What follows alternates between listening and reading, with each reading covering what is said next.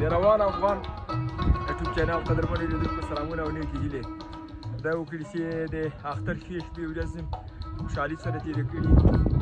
نو دوستانو د کابل ولایت خاکی جبار ولسوالۍ ته راغلی یم. دلته هدف خاص همدا و چې خپلو وطندارانو سره دلته هغه وکړم، اختر مبارکي وکړم او د اختر مبارکي تر څنګ خوړلو هدف هم و چې توت وخورم. خو تصادف دی زما له بدو تعلو نه چې توت داسې صحیح پاخ شوي نه دي او اوس لږ پاخ شوي دي، خو اوس له مجبوریته چې دې خاطره چې هغه مینه پرې ماته کړمه پخو سره لږ خام هم خورم چې دا مسله یو چاره پرده وشي. دوستانو تاسې د روان افغان ګروپ یوټیوب چینل دایم ګورئ، سبسکرایب کوئ، لایک کوئ، شیر کوئ.